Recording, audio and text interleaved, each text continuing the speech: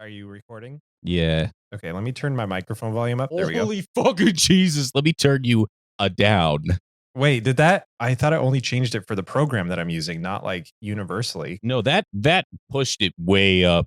I'm not even halfway. Do you want to You're not even at your final form. wait? Hang on, I got an idea. I'm not even going to change the volume of my voice. Ready for this? It's over 9,000. That How cannot was that? stay in. That cannot stay in the podcast. That was so terrible. Oh my God. I feel like I was going to ask you a question, but we kind of nicely found ourselves into a workable intro. It is. It's just a nightmare. And I don't know. I'll try and clean it up when you send it to me. Before we begin this episode, we didn't forget, record it later. We want to thank our wonderful patron, Spencer Feuerstein, who is donating the top more than anybody. See this podcast, keep going. I don't know why, but he is, and we are eternally grateful. And he's just a really good guy. He is. And Fantastic human being overall. Makes incredible art. I'd take a bullet for him. I don't know if I'd take a bullet for him. That's a commitment and a half. Oh, you're right. I'm looking at the Patreon page now. The take a bullet tier it costs a little bit. Oh my God. Hold on. Does the bullet kill me? No, you just have to take a bullet. It's like a little jar. Take a bullet, leave a bullet. Oh, then yeah, I'd take a bullet. Did you have a question? I know I did, and it's totally gone now. I've got a ton of questions for you, but they are just Spencer wondering things about life. Isn't that what the beginning of this is anyway now? Yeah. What's your take on the whole Ark, Survival Evolved, and Atlas, those games by those developers? Hang on. Let me just swing an insane reverse your way. What's your take on it?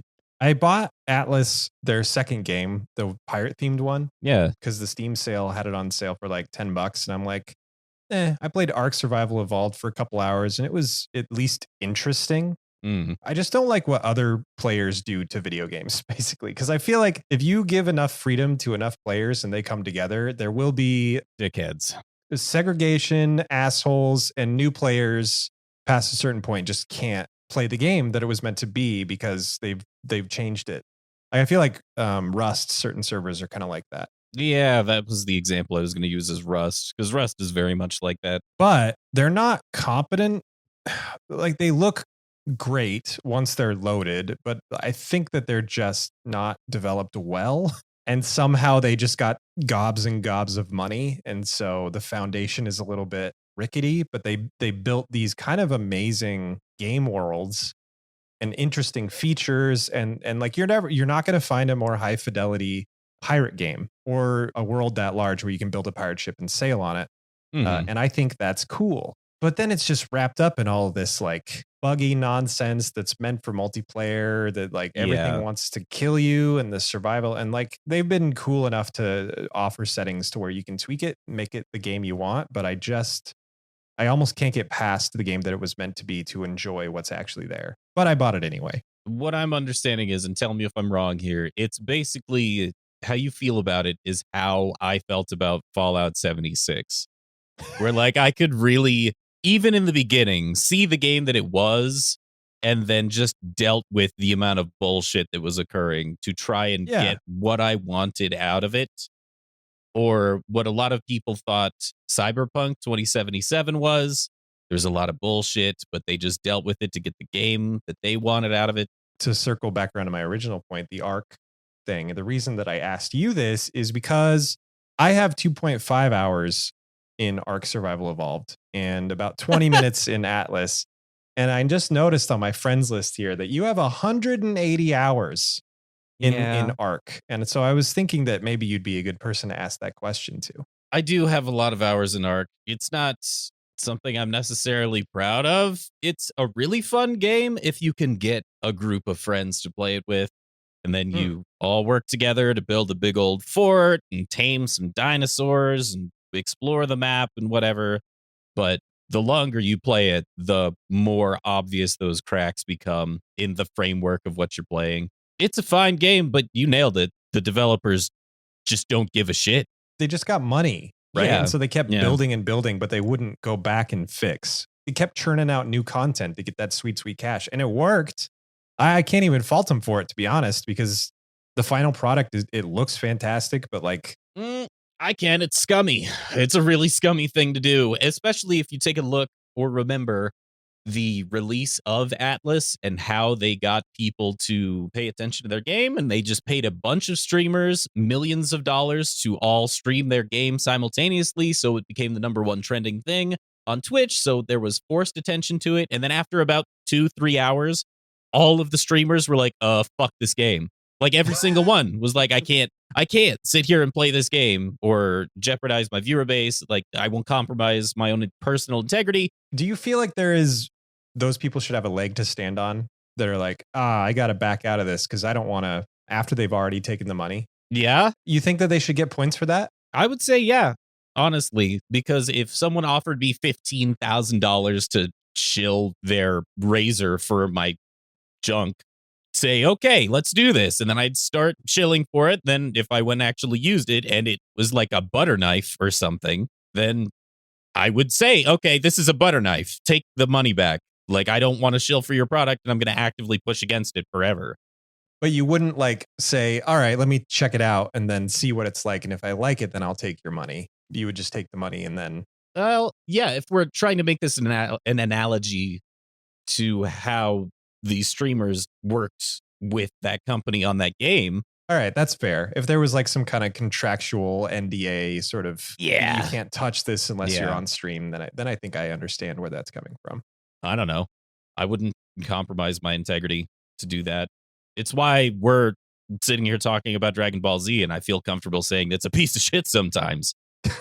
Because I love it, but goddamn, it's just wow. Akira did give us the $1 to try to say nice things about his. He gave you a whole dollar?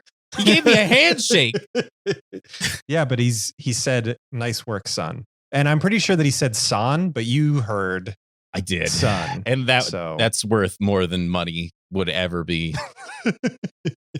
Well, this was fascinating. Yeah, let's shit on his anime some more. Last time on Derek hates Dragon Ball Z. Forgot the name of our show again. We did the worst episodes of the Cell games. It was awful. And now we're done with it. Kind of. Things are better now. Sort of. We'll talk about it this time on Eric Hates Dragon Ball Z. Welcome to Eric Hates Dragon Ball Z. I am Spencer. And I'm John. And today we're going to be going over episodes 191 through 194 of Dragon Ball Z, finishing off the Cell game saga once and for all. Did you ever see that Gary's Mod video? It's about Gordon Freeman's brother. What? No. Fred Freeman or something? It was like a really badly written fan fiction that somebody took and like animated in Gmod. Oh, and then God. put narration and music over it. There's a part where it's supposed to be once and for all, but it's ones and for all. And so every time I say once and for all, I think ones and for all. It's called Full Life Consequences. Anyway, I'm going to watch the shit out of that. I love me some bad Gmod recreations. I think you're really going to love it. It's kind of fantastic. Let's get this over with. Episode 191. The American title is, the Japanese title is The Battle is Over. Thank you, Son Goku. And the Japanese title is Save the World. Even there's so many things wrong with that Japanese title. If you know what happens in this episode, like Goku's dead and he doesn't come back, and Gohan's the one that saves the world. Like even Gohan continues to get shafted. If that's not your episode title, it damn well better be. It should be. No, it should be. My episode title is Round 11 because I'm still keeping track. A full episode of only a single beam struggle, and you know what? I don't mind it. Compared to the last 5, I don't mind it. Yeah, I actually like this one a lot because there seems to be more. They do a better job of establishing the stakes, and it seems like a bigger deal. We've said before that this could easily have been the end of Dragon Ball Z, and it kind of feels like that ultimate climax. But also, do you think that if this wouldn't have happened this way, we'd still have beam struggles such a big part of the Dragon Ball Z video game universe? Because I think this is where that comes from. I don't know, because they did it in the Vegeta versus Goku thing. They did. It just wasn't nearly this cinematic or extravagant. That's true. This is definitely the beam struggle to end all beam struggles. Beam struggle.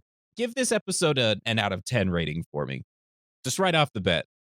I think it's like an 8 or a 9. That's what I was going to say. I think it's a solid 8 episode. It's really good. Dragon Ball Z always finishes well. Like whatever season they're doing, they always, well, not season, but whatever like main villain storyline they're doing, it always ends pretty well. It always seems to have a huge dip just before the end, Uh-huh. though. Yeah, because yeah. It's It's weird. weird. I It's don't happened get every it. single time. There's just a massive dip, and then the very end, they finish strong. I don't know. How does this episode start, John? Because I can't remember. This episode starts off with a massive ass epilepsy warning and the beams between Cell and Gohan. Because if you'll remember, it's Gohan charging a beam and Cell charging a beam, and they fire the beam at each other. And that was the end of last episode. The beginning of this episode, they do that again, but it is way nicer this time. They've pumped up the numbers, they turned up the dial, they got some more, they sold some more lemonade, so they have the money. The beams clash, and it becomes not just the beam struggle that we're used to seeing, which is one long line impacting another long line. The two beams become a dome of energy. And Cell and Gohan are standing on opposite ends of it, but there's no more. It's just circle, and they're both holding on to the edge of the circle. This is obviously bad for the planet and the people near it. So Yeah. the Z Warriors finally are like, we gotta go. And so Trunks, Tien, Yamcha, Krillin, they all leave. Even Vegeta backs off of the beam. The humans do finally land. Yeah, so Hercule and Co. get blasted and they are carried away by a giant rock. All I remember is Hercule going in absolutely insane at this point. Yeah, it's the trick thing again, but he has also turned his trick screaming up to 11, where he only is saying tricks. Usually he's saying it's a trick. Now he's just saying tricks. His vocabulary is down to one word maximum. Yes, and then Jimmy Firecracker is commenting into a rock now. It's insane. I think it's indicative of the level of insanity we've reached, really. And it's great because these are normal human beings witnessing otherworldly, scary, crazy events, and it's having an effect, even though it's hilarious. Buildings are falling over. This struggle is affecting not only the, our heroes and stuff, but the entire planet as well. Is Gohan talking to Goku at this point? At the very beginning, Cell and Gohan are evenly matched in their beam struggle.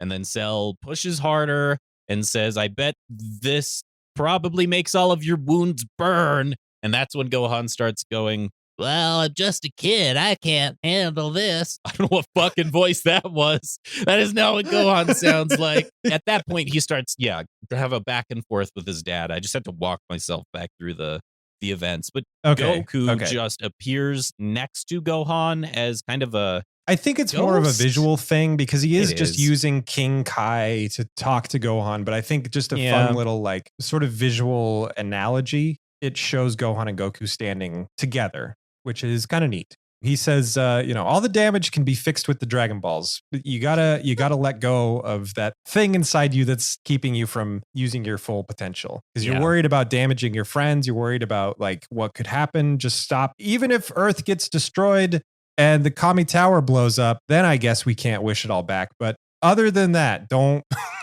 concern yourself. We have the Namekian Dragon Balls, so even then it's fine. It's funny to me when the show goes full, hey, no consequences. Which I gotta be honest, man. There is a lot in Dragon Ball Z. Every like video game, everybody talks about the father-son Kamehameha. Yeah. How poignant it is, how beautiful it is. I don't like it because it adds in Goku as the hero where he doesn't need to be anymore. Yep. And Gohan needs somebody. He can't just be a hero on his own. And there's some cool stuff happening in the rest of the episode where the ancillary characters are actually doing things to help now. They're not just sitting on the sidelines talking. And like that, I like that stuff. Like, how do we get on without Goku? For episodes and episodes, people have been saying, oh, Goku needs to be here. We can't do this without Goku. Okay, well, now Goku's dead. He's not coming back. So what are you going to do now? And this episode perfectly answers that question, except he's there anyway. Yeah. So he just won't let go. It shows how awesome the show could be. And then it also shows Toriyama's absolute fixation with his favorite character that he's ever made at the same exact time. Yeah. Because as the struggle is occurring, let me explain a little bit of what also happens with these ancillary characters. As the struggle is occurring, Piccolo can't handle this anymore on the sidelines and charges into his own certain doom and decides to start attacking Cell, knowing it's going to fuck him up. Right. By attacking Cell, it's pointless. But if he can distract Cell long enough for Gohan to push a little bit more, Gohan can win the beam struggle and defeat Cell. So it doesn't matter if Piccolo dies. He's going to do the suicide charge and just try to get that extra few seconds that Gohan needs. And he does. As Piccolo takes off toward Gohan, Krillin tries to call him back. Piccolo does a Maseko Ha right in Cell's back. And does Cell blast back? Because my next note is I can't believe it's taken this long to get what is essentially a butt blast. Yeah, the way Cell shoots out the energy to hit Piccolo is Cell is busy holding on to this ball of energy, the struggle with Gohan. So Cell flips his wings back and it fires off like a back blast, which hits Piccolo. It's a weird way to use energy, but it's an interesting thing that we've never really seen before. So it could be a butt blast. Piccolo is not deterred by Cell's butt blast, and Tien steps up from the sidelines and says, okay, I'm going in too. And I think it's Krillin, maybe Yamcha, but this sounds like Krillin to me, says, Tien, don't tell me you're going to go pull a Piccolo on me, which is great because now it's a thing. And then Yamcha goes too. Yeah, they talk about, like, every single character talks about being willing to die for this. Like, either run away and potentially live, or one of them says, I've always liked the sound of that honor excuse more, like as a reason to charge into battle. Yeah. And it's really cool. Android 18 is still unconscious, as is Trunks. And Krillin looks at both of them and says goodbye, basically, and charges into battle. Like Tien, Yamcha, everybody's going in to try to distract Cell long enough for Gohan to win this thing. That's great. Everybody's become a hero. Whether or not you attribute like Goku's influence on that, which I think you could, as like a sort of final Goku's still with us, I think that would have been perfectly acceptable. I don't want to. I'm giving Toriyama advice, okay? I know he's written this 20 years ago. I know he's fine, but I think he needs to hear this.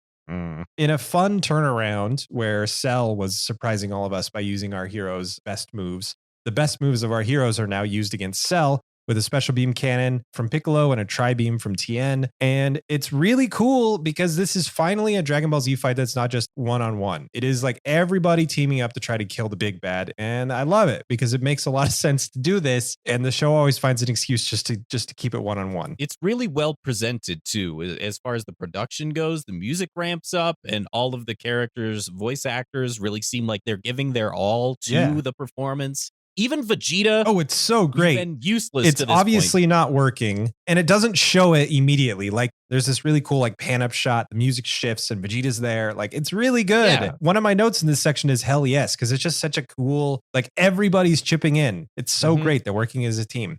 Oh my God. Then the best part of the episode happens. Well, second best, I guess. So all this shit is happening to Cell.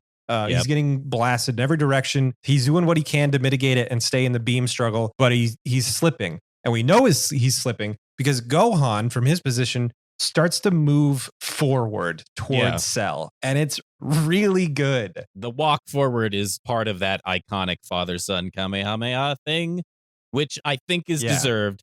I really wish they would divorce fucking Goku from it. Goku's the encouragement. I get that, but God damn. I guess, but Gohan doesn't need it at this point. He's been through enough. Gohan sees that his friends are hurt, and that's kind of what triggers that second, third, fourth wind. Goku doesn't need to be here. Like it's a hat on a hat. Like it's pointless. Yeah, that's what it is. And it doesn't make sense within the context of the show because King Kai can't teleport people.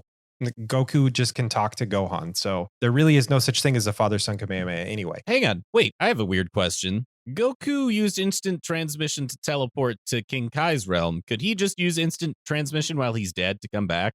Probably. That doesn't mean anything. That's dumb. That's a dumb thing. It will be covered in the future. I am like 90% sure. I don't remember at all. Anyway, Cell is overwhelmed at this point, and Gohan gives one last push, probably because Goku said, "Now do it, son." And Gohan finally manages to build up the strength and fires the last part of the Kamehameha, and Cell is completely overtaken, and the music drops from the big hopeful buildup and immediately becomes the Change Now track immediately, which that's the music they play when it's over. You watch as Cell melts down and he's being torn apart atom by atom, cell it even by zooms cell. in. Yeah, it zooms in on his cells, which last time this happened, one of them survived, and it shows it actually blowing up. So that shit ain't gonna happen again. Yeah, his face becomes an absolute horror show. Like they That do body is the horror most sometimes. famous part of Cell that consistently makes its way into video games, and I freaking love it every time. Yeah, it's genuinely terrifying. It's Yep. as if his cellular structure, is melting down. Like all the apparatus is becoming jello. I remember it scaring me as a child. I was like, that was, I'm glad he's dead. Yeah. So Cell's dead. Gohan depowers all the way down to his basic form, which we haven't seen in quite a while. And he just falls. Like he's Yeah. done. He falls and breaks out of Super Saiyan for the first time in the last 30 Like episodes. a long time. Yeah. And Chi-Chi even got to see her son succeed, which I thought was cool because of Baba's crystal ball. So she's happy. Everybody's happy. The androids plus Cell, all that shit has been a consistent threat in this world since like season 4. Yeah. And Yep. it's finally actually all the way over for real now. Yeah. It's amazing. This is it. We've done it. We've gotten to the point where Cell is over. The android thing is mostly over. The world is back to being run by a cat man, and everyone's happy. Cat President's back in power, and the narrator closes it all out by talking about Goku, of course. And he says, the Earth will miss you, which I think is a pretty good send-off for the character. Or it would be. Except for episode 192. The Japanese title is I'm Gonna Train in the Next World, A Smile at Parting. The American title is Goku's Decision. My episode title is kind of a throwaway, but it says, hopefully we're finally back to the chill episodes, because that was a whole lot of intensity. My backup one was, hooray, Hercule defeated Cell. My first quote of this episode is sorry for the mess. Is that what Gohan says? Yeah, of course it is, because that's Gohan's fantastic. a wonderful character. That's such a good line. And Vegeta and Piccolo have this cool moment while Tien, Krillin, and Yamcha take off to the lookout with 18 Gohan and Trunks. They're carrying them. Yeah, the plan is to go get healed by Dende. It's great, not only because it's the same character or same person voicing both characters, but just because these characters are similar in a lot of ways. They were both villains and are slowly turning around. Piccolo's obviously turned around a lot faster. Yeah, they almost have a full connection moment. Almost. If Vegeta wasn't such a closed off prick, they would have. But I think it's perfect. Both characters are acting perfectly in character, and there is obviously mutual respect between them now. It's a really wonderful character build moment with very few lines. But then, as the characters fly off, Vegeta's alone in the wasteland, and he just has a little breakdown, like a personal breakdown where I thought he was going to start crying. He gets so pissed off that Goku dies. He's like, how could you just leave me here, Kakarot? Now I have no reason to live. And he actually says this at the end. I am no warrior, and I will never fight again. And then starts slowly flying off. And I'm thinking to myself, I wonder how long that statement's going to last. I love that the humans are left completely alone. Hercule and like nobody cares about them. Some of the equipment is still working. The camera guy, who has like 2 lines in the entire season, found a tipped over news van and is trying to restore some communications, the antenna, stuff like that, so they can report again. Yeah.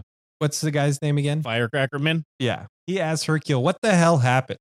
Yeah, yes. And Mr. Satan says, what if I said I defeated Cell single-handedly? And Mr. Firecracker has to stop. Like, are you sure? Are you certain that's what happened? How did you do it? Mr. Satan says my favorite line, which is really not very good. You can tell this is a line where they wanted to match the mouth flaps and they didn't do any editing, because he says, well, it was a piece of cake, really. I just got so sick of the light shows and the tricks. I told him, I'm sick of your light shows and tricks. So I gave him a chop. Chop. Yeah. And he says it like that, where he's not really sure if this is the story he's going with, but he's just making shit up. But you can tell that they just wanted to match the mouth flaps, yet it works so well for the character. The way that he's describing it. It's so good. I loved it so much. It's so dumb that it works. This is one of those things, Dragon Ball Z does this from time to time for me, where, in really good, bad B movies like The Room, where it's so bad, it's good. Dragon Ball Z hits that sometimes, but with the production of the show and how the cycle worked, with them having to hit the mouth flaps and then making it work with a character, and it's so bad, but oh, it's so good. It's so good. I loved it. Jimmy finally gets a chance to talk to the whole world, and Yep. Hercule takes all the credit. We Mhm. have a fun little quick cut to Cat President, who is not buying Hercule's story. He once again thinks that Goku's responsible, although he calls him Goku. I don't know why. I thought that was funny. And then it cuts to Goku and King Kai So yeah, we cut in back to Goku, who immediately says, "I'm hungry." And at that moment, I knew things are going to be okay. Like, we're back to Dragon Ball Z, and it's going to be fun again. which is perfect because he just runs. He's like, there's nothing to eat here. I wonder if I can eat those. And he once again, for the second time in the show, eats clouds in the other world. Just consumes clouds, and it's so odd. And King Kai explodes on him. How dare you have the audacity to ask me for food after you blew up my planet? And then Goku eats the clouds, and we're back now, as far as I'm concerned. Yep. Yajirobe shows up for like 2 seconds, and then Dende heals Gohan on the top of the lookout. Gohan wakes up, and Dende is actually the first person to offer his condolences for Gohan losing his father. It was a very nice gesture, and when it happened, I was like, "Oh shit, yeah!" Nobody said anything to him about that yet. Other than Krillin that one time, and then Krillin gave up and was like, "Ass." Oh, speaking of ass wakes up. Android 18 does wake up. Piccolo is the best wingman ever, and kind of nudge Krillin to go talk to her because Krillin has a crush Piccolo? on 18. Isn't it Yamcha? I'm pretty sure it's Yamcha. Well, I just want to live in a world where he does. Piccolo's a great wingman. Okay, imagine being at a bar with Piccolo. And he's got his cute little hat on and his human clothes on. He takes a drink and says, "Hey, bro, at your 6, I got one for you. You want me to break the ice?" And you're like, "Oh, I don't know. She seems out of my league." "No, bro, you're a 10 out of 10. Let me go break the ice for you." And then he does it. "Hello, I heard you have breasts."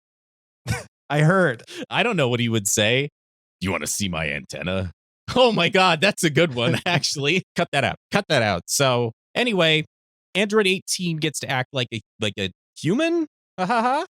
For the first time. It's actually really great. They explain to Android 18, or they try, and when I say they, I mean Krillin, tries to explain the whole plot, everything that has occurred, and 18 kind of throws down on him. Big old man thinks that just because the big strong boy rescues me, I'm just yours forever. Fuck this. And she just leaves. Her parting words to Krillin are, "I was wrong about you," which is perfect because it shows that she has interest in him and he just went about it the wrong way. But I thought that was a nice little touch. She doesn't fully leave. She hops off the tower and begins to leave. And Krillin is really downtrodden, and they decide to summon the dragon to go ahead and repair everything that has occurred. The sky darkens, thunder, lightning, huge dragon, and 18. It's nice. Yeah, that's right. She does see it as she's flying down. It's been a while since we've seen Shenron, and I think it's really cool. They don't actually, they cut to Earth, right?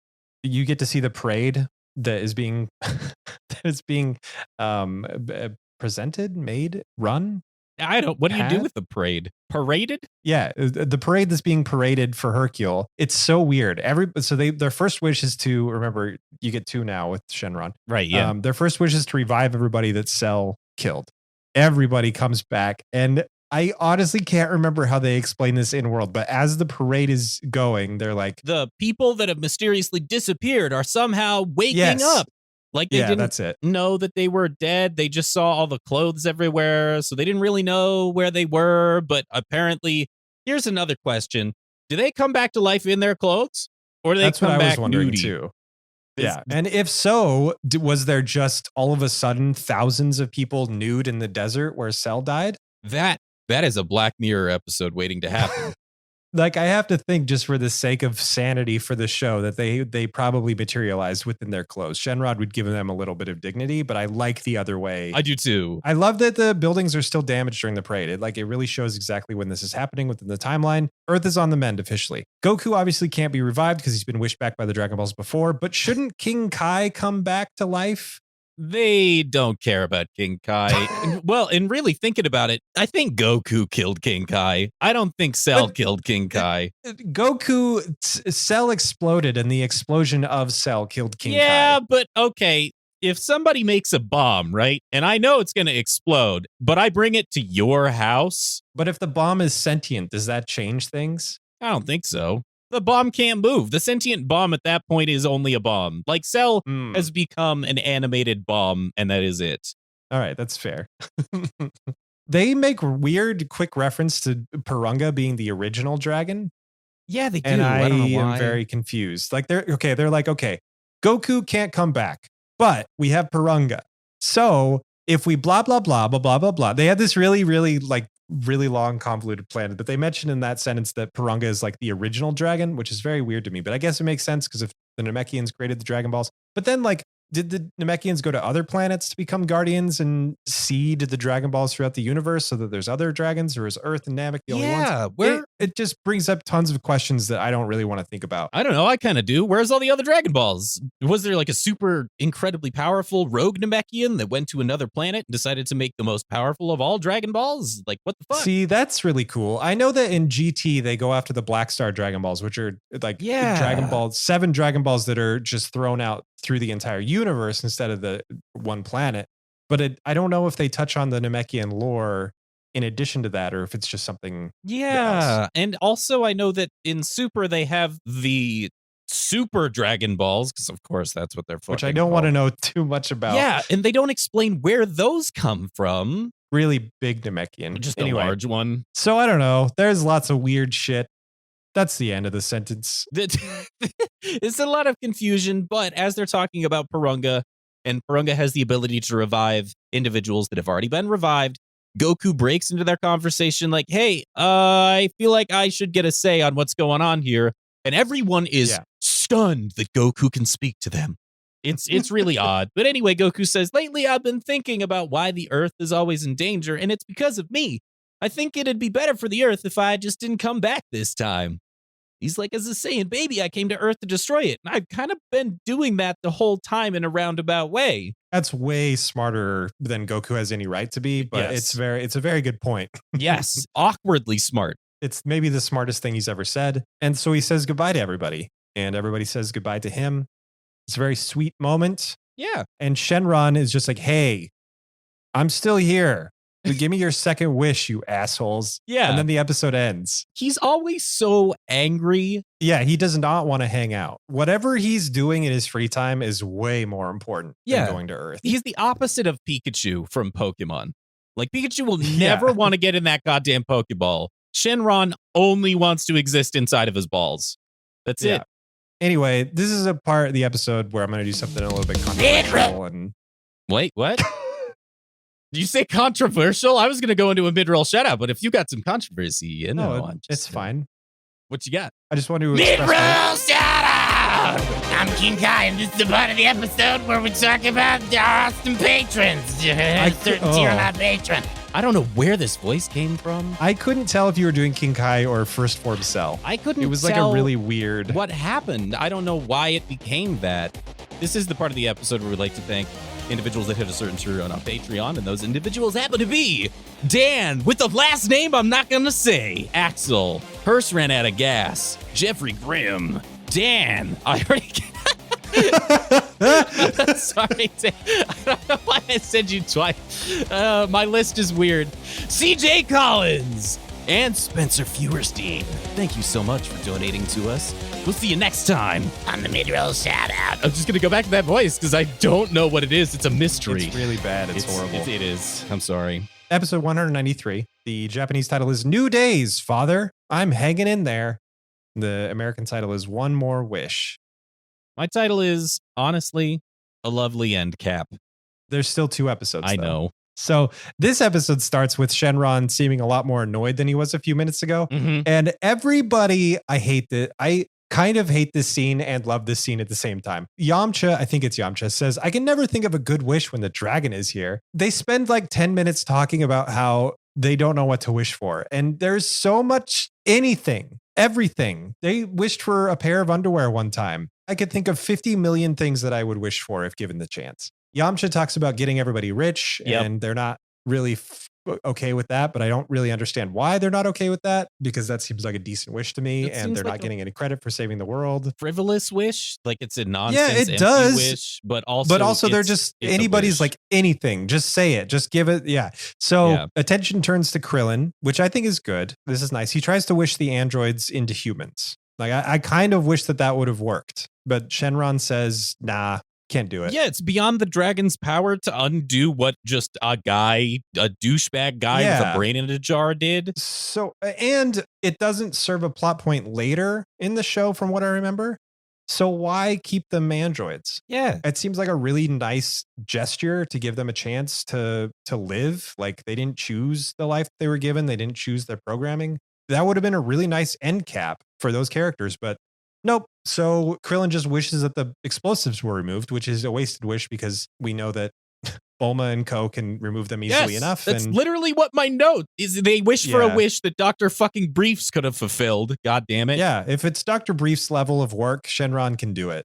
So he removes the explosives from androids from this is a confusing part for me too. They keep referring to it as androids plural, but we don't see 17 again. You would think that 17 would have been wished back. I know, like that's the logic, right? Like that 17 was also killed by Cell, but everyone, he's a robot. Like not every tree came back. I don't know. 16 didn't come back. 16 didn't come back. So I assume that only 18 was brought back, and that's because she wasn't really brought back. She was more rescued, but they keep talking about androids. I don't know. This whole entire talking to the dragon thing is, I wouldn't even call it weird. I would call it strange because it feels stretched out and a little confusing, and they seem to ramp up like they're about to go somewhere and then pull it back.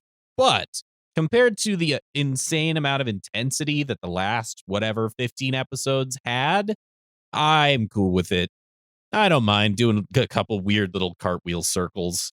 Yeah, it's fine. I feel like the scene could have been a lot better, but it's fine. After Shenron grants the wish and leaves, Trunks is like, what the hell, man? Androids. They're evil. Mm-hmm. And Krillin is left a little hopeless. 18 kind of appears out of nowhere and is like, hey, why would you do that? That's really dumb. Krillin's like, yeah, I did it because I just, if 17 and 18, they deserve to be together without worry and whatever, blah, blah, blah. Right. And 18's like, hey, you idiot. 17's my brother. Mm-hmm. Freaking creep. And then she goes away. And then Yamcha decides to give Krillin dating advice, and Krillin believes Yamcha. Goku might have taught you to be a great fighter, but I'm the lover of the group. Fighting is relatively easy in comparison. And I hate Yamcha, but I love this moment because it 100% is in Yamcha's character to be a piece of shit like this. I'm like, yes. Yeah, I liked it too. Shenron goes away, 18 goes away. Everybody is kind of left on the lookout in sort of a, hey, what do we do now sort of situation. I really like this because everybody decides to go their own way. Like they don't have a huge party. They don't want to celebrate together. It's like they're coworkers more than friends. The way that I saw it was all of them have gone through the end of the world. This is the most end of the world the Dragon Ball has ever had, the Dragon Ball Z or Dragon Ball universe. And if you go through something like that with somebody, you don't have to say words. I took it as they all are bonded by this awful Armageddon level situation. And they know that even though they're drifting apart and they're going and doing their own separate things, they're attached forever now. Why dwell on it? Man, I like that better. They kind of talk about how now that, this is gone, maybe we'll finally get some peace in the world. And Tien says, peace, huh? May it last. And he flies off, which I thought was a really neat goodbye. Trunks is like, I'm done. I'm going to go back to the future. And Piccolo says, I'm going to move into the lookout, look after Dende. And this seems like a good place for me. In a final cool moment, maybe the coolest moment Yamcha gets in the episode, Yamcha kind of fills Trunks in on Vegeta's outburst when Trunks basically died. Right, yeah. Which was really nice. And everybody kind of flies off. Gohan goes home and fills Chi-Chi in about Goku, which I thought was a really poignant in a way that Dragon Ball Z rarely is. Yeah, it was a decent moment. There's a sense of dramatic irony almost where Chi-Chi was so worried about Gohan and then Goku ended up being the one that died. You could look at it as Chi-Chi being an awful character, which I'm not saying she isn't, but I was reading more into it that like she knows Goku's going to be fine because Goku's always fine. Right, yeah. But Gohan's still a kid, so she worries about the kid. And then it ended up being Gohan's alive and Goku's dead. It's a and good reversal thing. But then we get the best moment. It's really very good. Yes, with Gohan going out with his grandpa out to the river where this whole show started. 100% I believe Akira Toriyama wanted to end the series here with this episode. I really believe this was the end because Gohan takes the Ox King and they're just palling around, grandpa and grandson, just like Goku and his grandpa would have in Dragon Ball. And he takes him right back to the very first waterfall where Gohan fell off and then jumped up really high. And Gohan catches a fish, a giant fish, and the Ox King's, oh, wow, that's a really big one. And then a pterodactyl takes the fish, and then Gohan talks to the pterodactyl just like Goku talked to the tiger. Like, it's a perfect fucking wraparound. And if this was the last episode of the show, I would be so happy. Like, I've never known an ending to a show that would have been better than this, except maybe All Good Things for Star Trek. This is That's a great Star Trek's All Good Things in Dragon Ball Z. But then the episode continues. Well, I mean, we still get a couple, and it's really good. Scenes. Really great scenes. The greatness of this episode continues with Trunks goes back to the future. Everybody kind of shows up at Capsule Corp. Everybody's wearing new duds, which I thought was really fun. Everybody shows up to actually see him off, even Vegeta. And it's really kind of quick. Everybody sort of says goodbye, but it's nice to see everybody. Couple cool things. I can't remember where this takes place, but there's another scene with baby Trunks. Oh, this is such a good scene. And it's him taking his first steps. Yeah. And I think it's Bulma that's watching this happen. And she's like, now turn into a Super Saiyan. Mm-hmm. And which I loved more than I can say. That was really fun for me. Yes, that was super adorable. It was incredible. And on TV, ZTV is airing the Satan special. Mm-hmm. And it's the Krusty the Clown-esque stage. Hercule comes out. He's going to do another feat of martial arts. The savior of the entire planet. Mm-hmm. Show that he's still got it. This is it seems like it's a few months later. Mm-hmm. They bring out 20 bricks 20 for him to chop through. I can't remember what it was. I think it was 15 last time when he did it at the Cell Games Arena. Yeah. But there's 20 bricks for him to chop through. And he steps in front of the bricks, does his classic thing that he did last time. Beautiful. And then he does the chop. And my note before this happened was like, please, please, please, please, only 19 bricks. Mm-hmm. And it's perfect because he only chops through 19 bricks. The last one's still there. Beautifully showcases his character. Nothing's changed with him. He's great. Back in Otherworld, Goku and King Kai decide to build a house together. Yeah, they do. In an old gnarled tree in the afterlife. Just on Snake Way, yeah. When we started these arcs, the Android thing, the Cell thing, the Cell games, this is the ending that I hoped would occur. And I didn't think the show would nail it because we're talking about Dragon Ball Z. But it does, actually. It does. It's really good. Just taken as not an anime, not a cultural phenomenon, just as a show, just as an entertainment program. This is so beautifully done. Yep. I don't have enough good things to say about it. Like I'm maybe more excited that the show didn't fuck it up than anything else because I was so worried. It tripped a little at the end, it did. But it still crossed the finish line. It gives the perfect amount of screen time to all of the ancillary characters. Doesn't spend too much time at Goku. Like, everybody's grown, everybody's changed. Everybody gets a nice little send off. Yeah. Even if it's just a line of dialogue, it's great. It shows that this show still cares about its characters for now. So we'll end this entire saga with one of my favorite episodes because I love time travel. Episode 194. The Japanese title is One More Conclusion. I Will Defend the Future. The American title is Free the Future. My title is Overpowered and Unnecessary. Shut up, John. I'm sorry that you really liked this episode and that I didn't. I will say one word explains why I like the show so much. And that word is catharsis. Sure. We've been hearing about Trunks' horrible dystopian timeline for like 3 seasons now. And what the hell do we do about it? Because he's a character.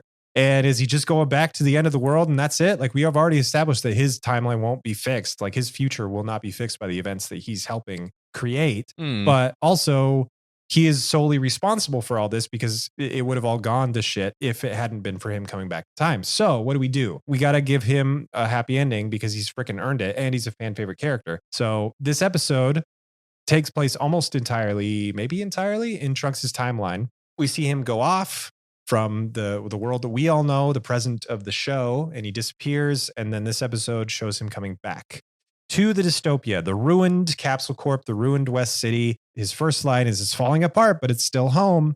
And he arrives at Capsule Corp and finds older Bulma. I like older Bulma. The voice actress did a good job making her seem old. She's a little less angry, a little less like the edges have kind of been smoothed out for the character. And I think it's very well done. She's the only other main character that survived in this future. Yeah. And so I don't know, it's cool. You get to see Bulma, like the ultimate Bulma. Like she's got all the science. She's a good mom. Right. She's a good character. Ultra form Bulma. Final form Bulma. Yeah. And Trunks really is older. It's been like over 2 years from his perspective since he's been here, even though it's only been a few weeks for Bulma, because he's been in the hyperbolic time chamber. He's stayed with, all of our characters through weeks and maybe months of the Cell games, all that stuff. So it's been a long time since he's been home. And he sort of recounts, I trained with Dad in the hyperbolic time chamber, and Bulma's like, yeah, stuffing a whole year of quality time with you into one day. That sounds like your dad. Mm-hmm. She's shocked that despite their best efforts, Goku died after all. That's sad. They get a report on the radio. This city called Parsley City is under attack. And Trunks says he's going to go out and fight the androids. Bulma's like, no, you can't do that. And he's like, bitch, please, I'm super strong now. He says that. He says those words. He says, nightmares never last, Mom. One day you wake up and they're gone. And I think Tank Top Super Saiyan Trunks is best Trunks, because that's what he's flying. He lost the jacket and he's just flying toward where 17 and 18 have been reported. And a battle ensues. I kind of love this because 17 and 18 get to be cocky. They get to be evil. They get to be the villains that we know Trunks knows them to be. Does that make sense? Because the 17 and 18 in our timeline, the ones that we've shown, haven't added up to the menaces that Trunks makes them out to be. So you get to see them as Trunks sees them. And it just justified his outbursts throughout the last couple seasons for me, being able to see them like this. It's not a memory. It's not a flashback. It's not a story he's telling. It's actually them actually doing these things. Then Trunks hits a girl and says, this is for Gohan. And Alt 18 is just dead. Like, this battle is great because it doesn't last long at all. It's just Trunks, like, he's just there and he just punches them and they just die. Yeah. He says this is for Gohan because his Gohan was lost. We don't know exactly how yet, but it's still, I don't know. Cathartic. You're right. Catharsis is a good word for it.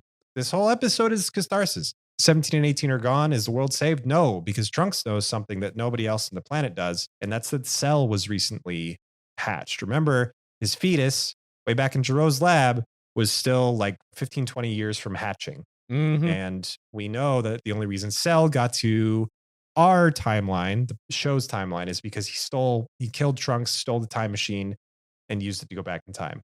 That's about to happen. So fast forward a little bit. 17 and 18 are long menaces. The world is kind of coming together again.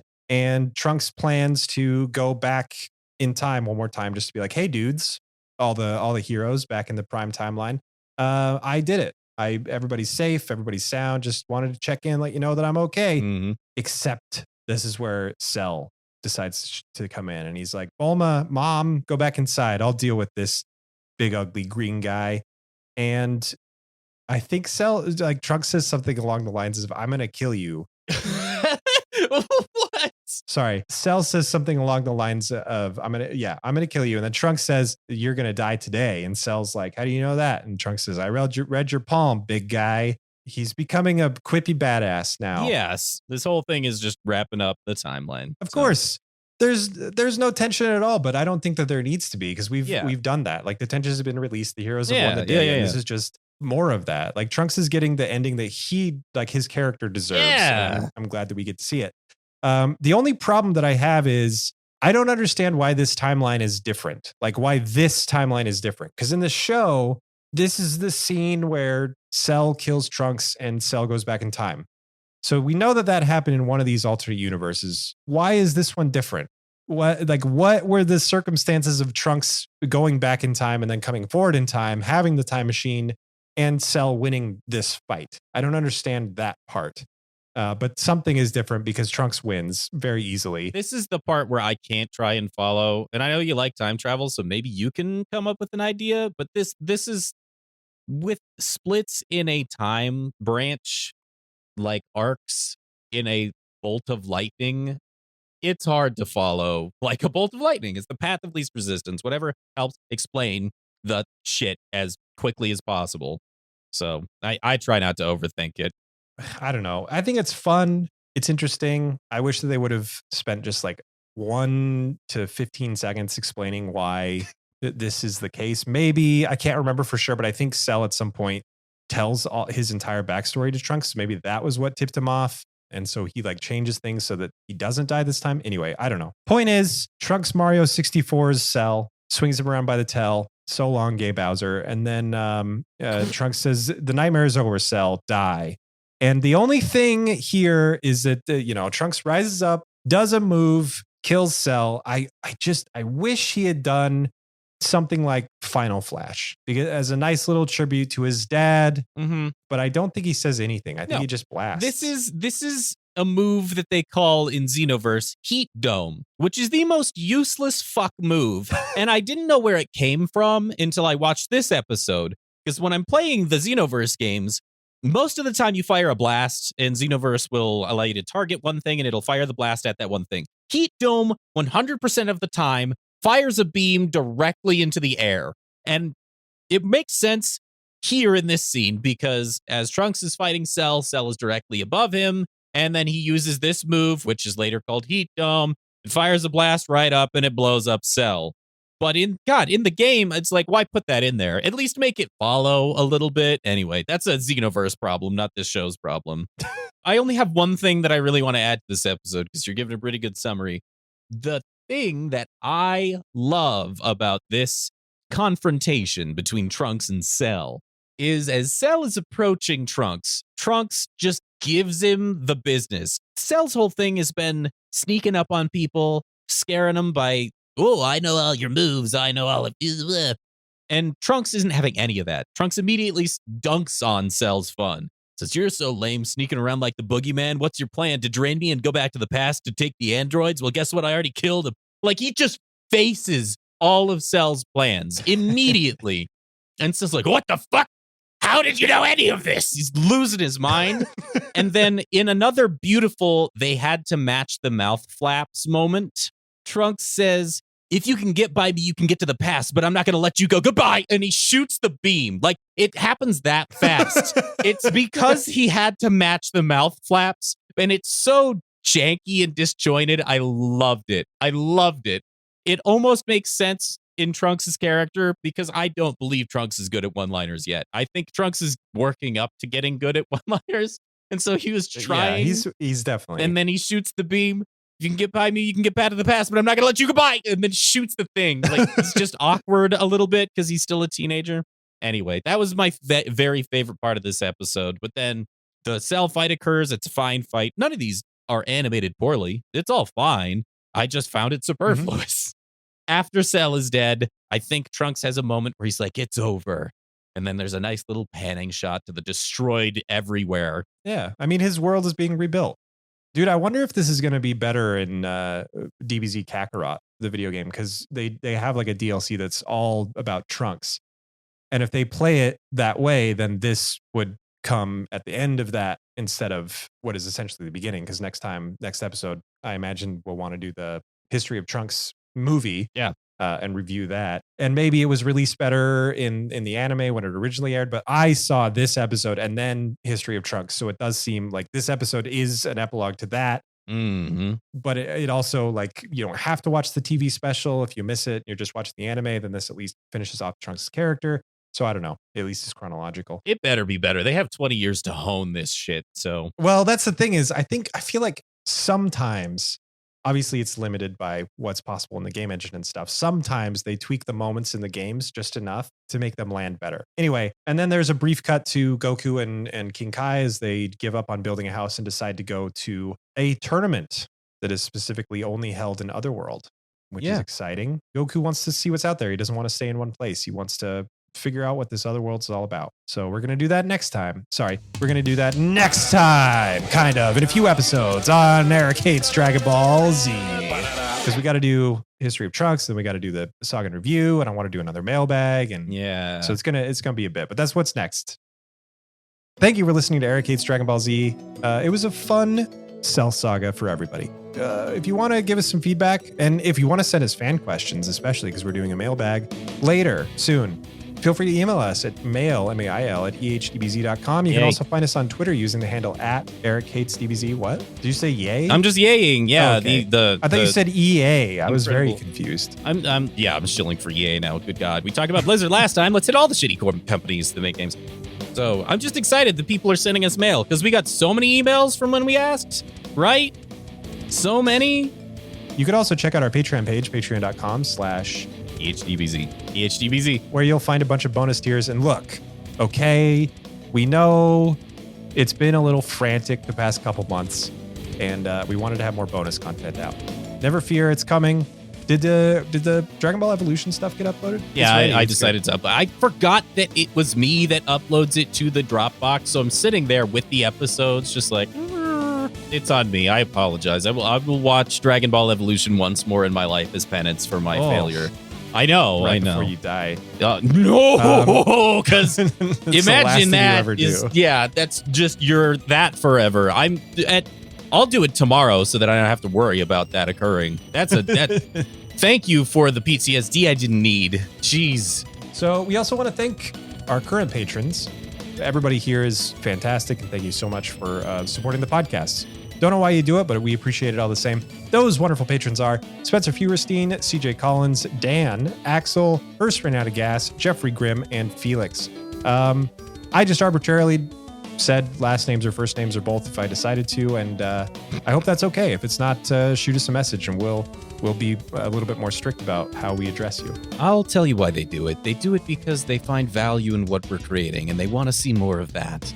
If you'd like to see more content that we do create, visit our octopusnetworks.com website. I really felt like we had just changed roles really quick there. That was nuts. Sometimes we do. I don't know. There you'll be able to check out other content that we produce.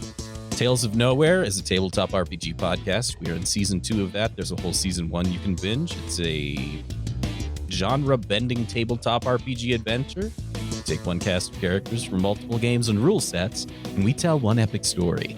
We also have a podcast called Halloween Nation. It is currently almost the end of October. You'll be hearing this in November or at some point way in the future when one of us does something horribly controversial and people want to go back and listen to what we said.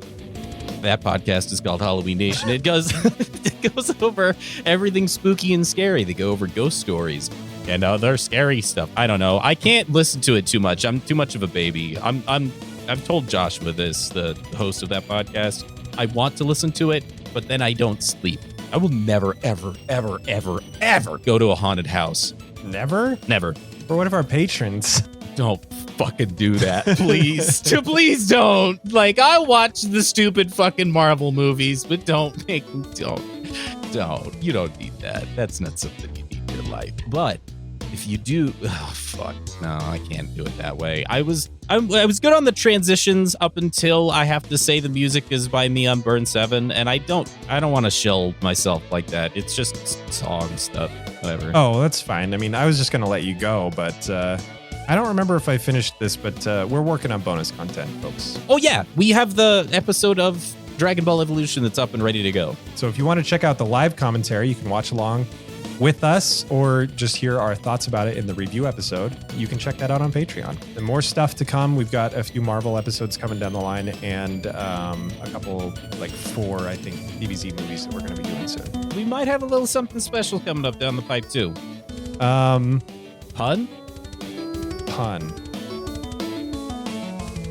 Goku's dead. Is that a pun? No, that's not a fucking pun. What the fuck? Oh my god. Goku dead and died. Is that better? You said dead night. Goku dead night? Den day, den night. Oh, I see what you're saying. Okay. But neither of those are puns. They're wordplay. Well, The amount of time we spend trying to make puns is downright otherworldly. there we go. That's pretty good. I despise this section with all of my heart.